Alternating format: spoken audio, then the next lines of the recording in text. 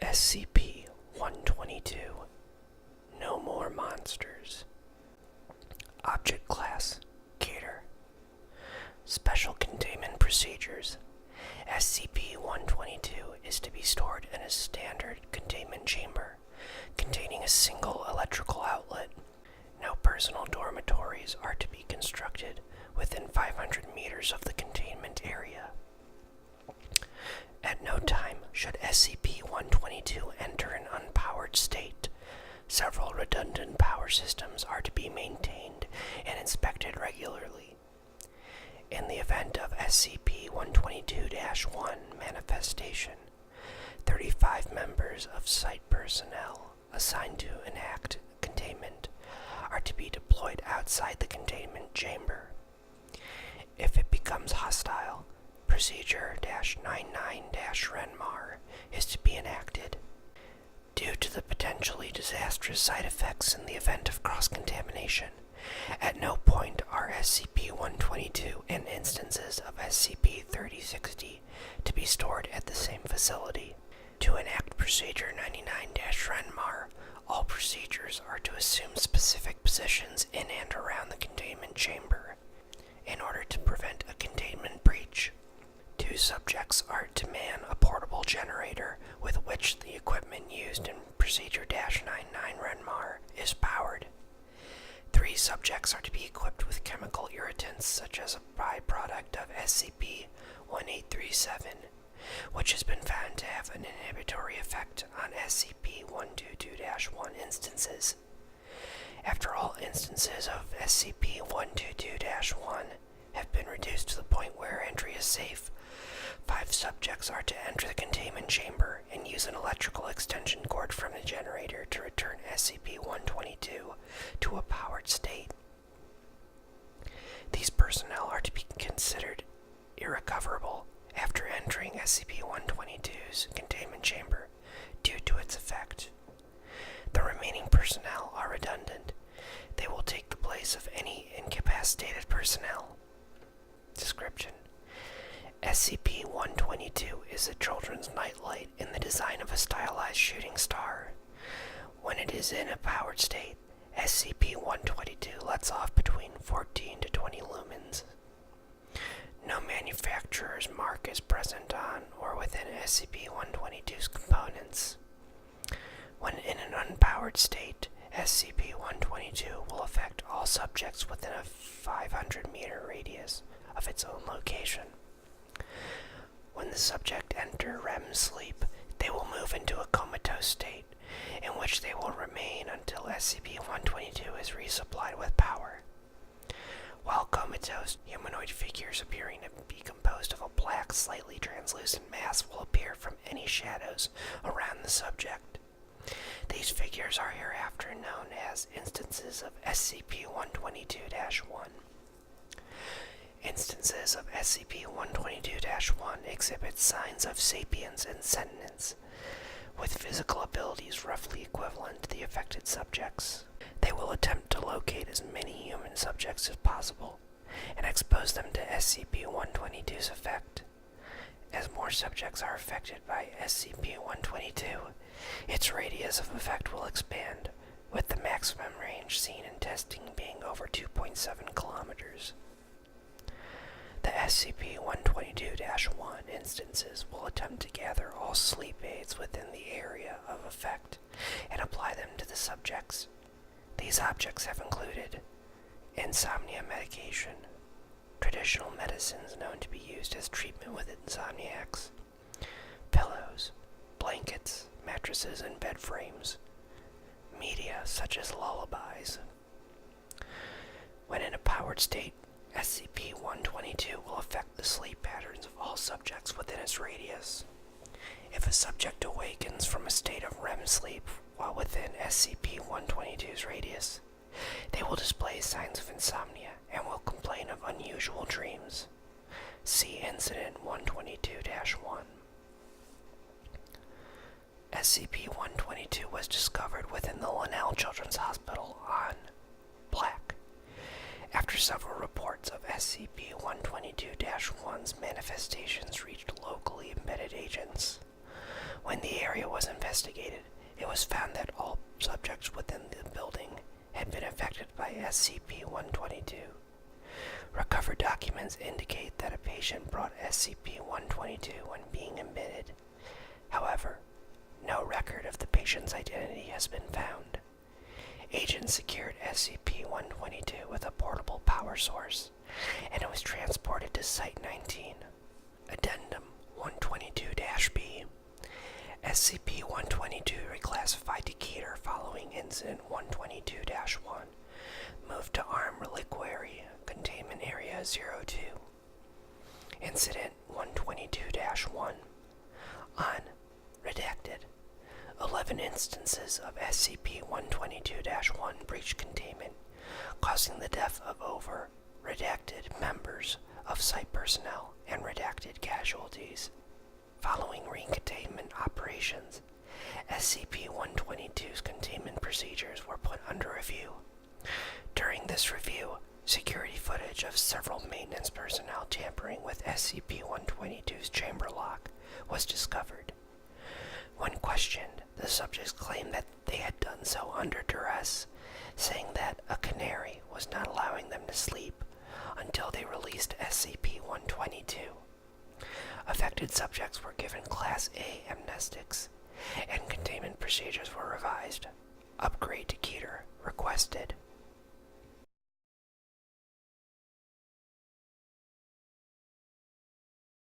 SCP-293 Obsession. Object Class Keter. Special Containment Procedures. Any items affected by SCP-293 are to be contained in an opaque container and kept sealed when not undergoing testing. Any items found to be affecting staff or subjects not undergoing testing are to be immediately destroyed. Any anomalous activity by SCP-293 affected items is to be reported to Site Command as soon as possible. Anyone interacting with items affected by SCP-293 must do so only in 30-minute shifts, with 1 week of time separating each interaction. This includes physical handling, observation, both physical and via camera or other recording device, testing, and any other activities that bring an SCP-293 affected item into contact with human beings.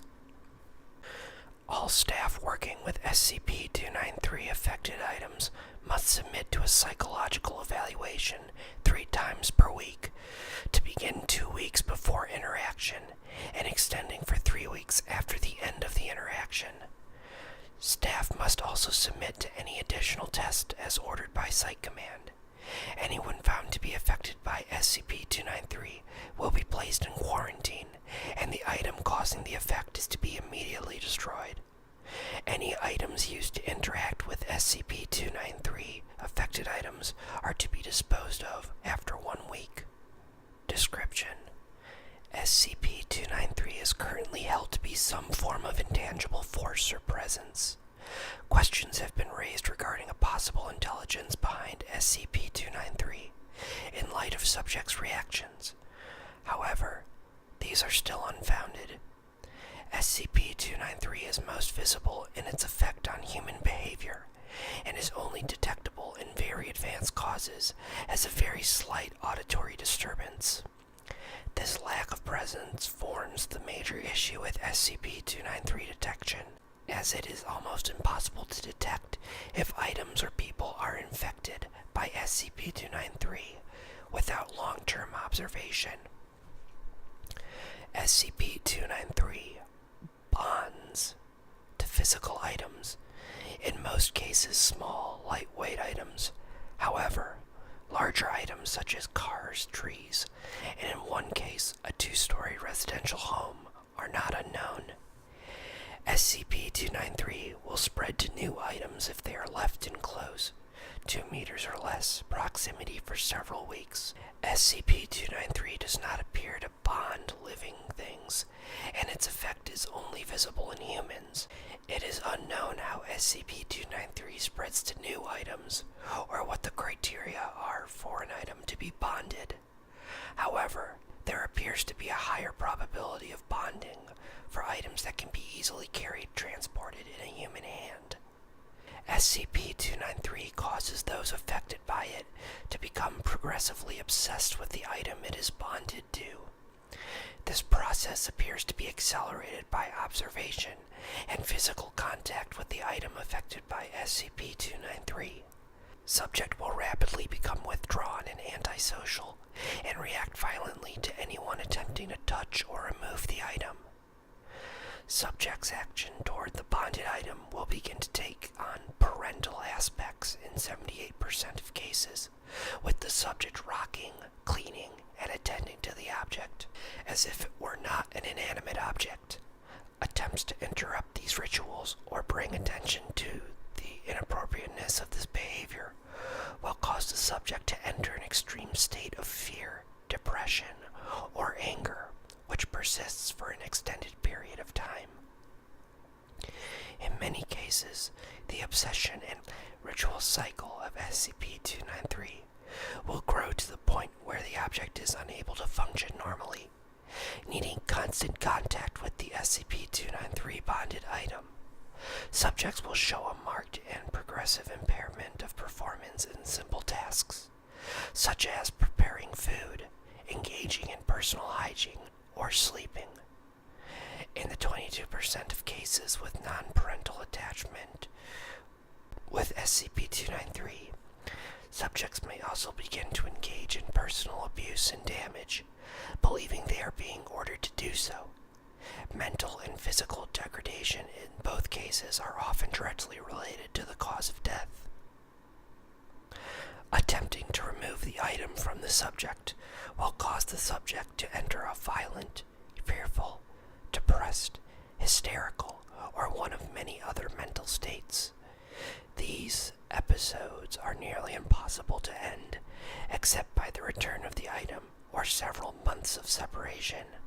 Subjects will become more and more erratic and hysterical the longer they are separated, and will violently attack others to reacquire the item. Subjects will often commit suicide after several days of separation from or loss of the SCP-293 affected item. The Foundation currently has 182 items affected by SCP-293 in storage. It is unknown at this time how many items worldwide may be affected by SCP-293, and questions have been raised as to SCP-293 and its possible relationship to several other SCP items and the exploits of some serial murderers.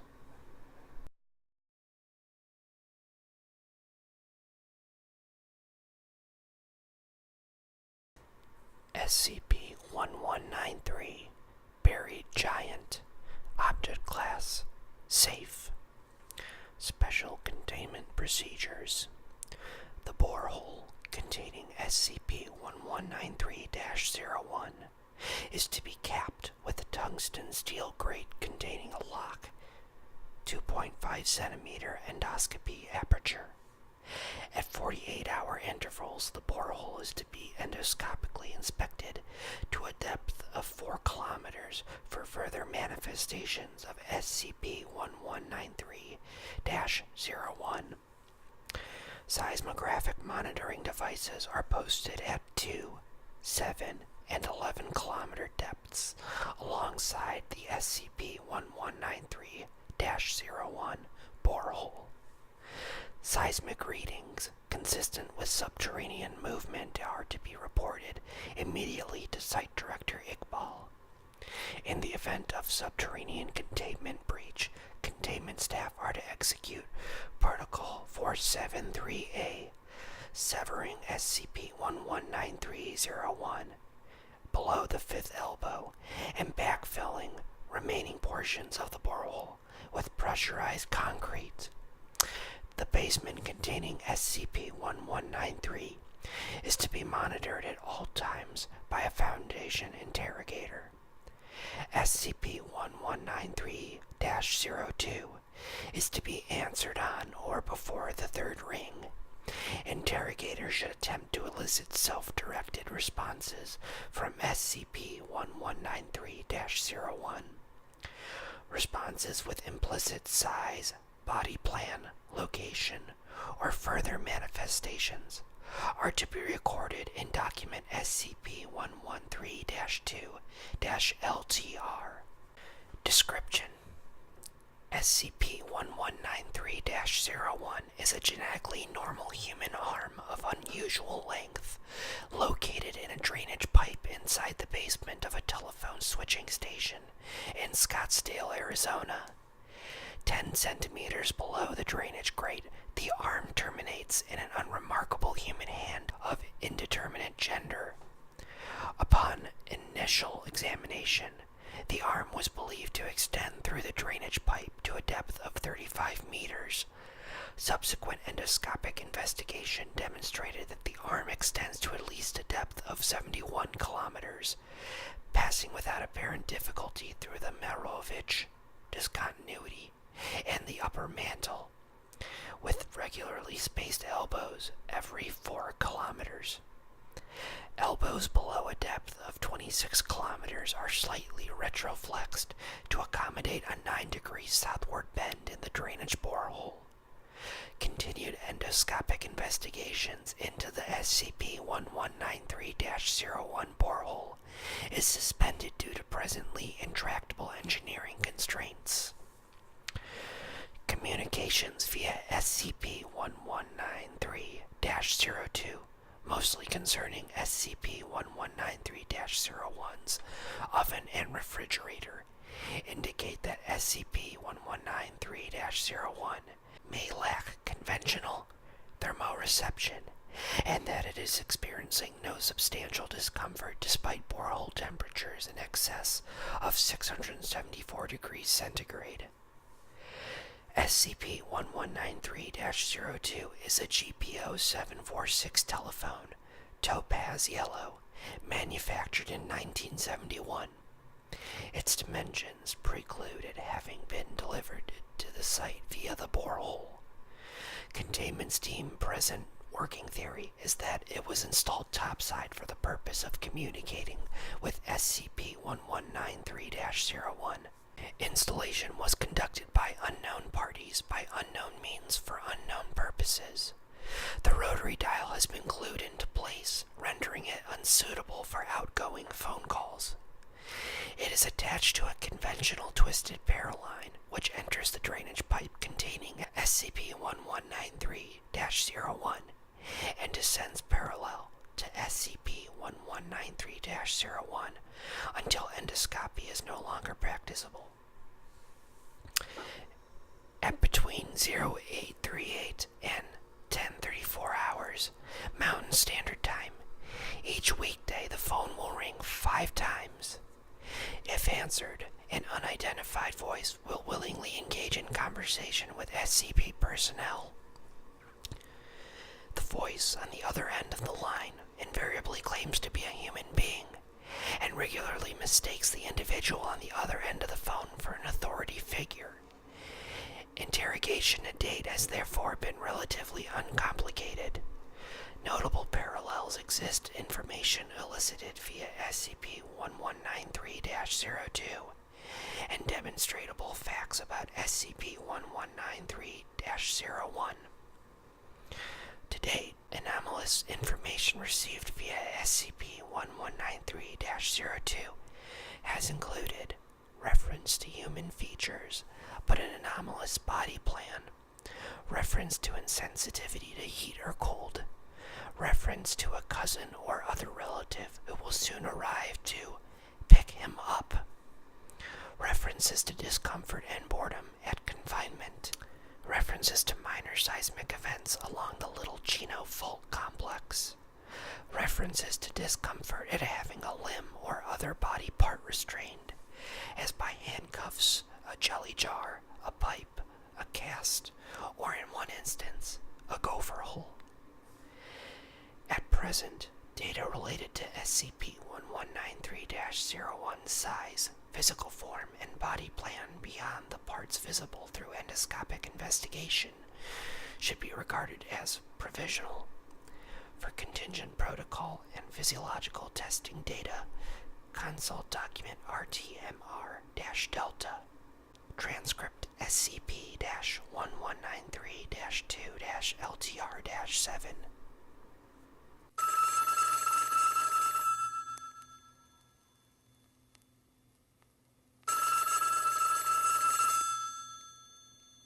Recording March 23rd, 2008,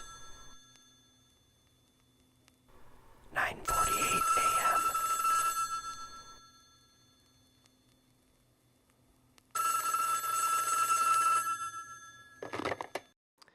Good morning, and who may I ask is calling? David. And where are you now, David? Sorry, who is this? Dr. Hassan Iqbal, Director of Research. Oh, from the hospital. That's right. So, when does the cast come off? I'm sorry? The cast on my bottom arm. When does it come off? I'm to understand you've got a cast on your bottom arm? I don't understand. Which arm is that? The bottom one. Can you take it off? I've already been in the hospital for 3 months. Seems like it should be about time. You say you're in a hospital now. You should know. You're the one who put me here. I think you must have me mistaken for someone else. Look, if you can't help me, put someone who knows what he's talking about on the line.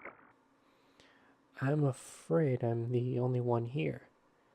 Fine, just tell me when someone competent gets on the phone. Transcript SCP-1193-2-LTR-8. Begin recording March 24th, 2009, 9:52 a.m. God damn it. God damn it. God damn it. Hello? Hello? Can you hear me? Who is this? Where are you? For Christ's sake, I'm stuck in the stove here, man. Get the fire department. The stove? Are you? I'm sorry, the stove? Yeah, the stove. I went in here to get out some cakes, and I can't get back out. You went in the stove to get out some cakes. Am I hearing you correctly? It's a tight fit here, Jesus. Are you? Is the temperature comfortable? The what? Temperature. Are you in pain? I have no idea what you're talking about. Can you call a goddamn fire department? My back. Jesus Christ, my back. I'm the only person here. I can't take it anymore. Fuck. I'm sorry. I'm calling my cousin now. I'm so sorry. This isn't my fault.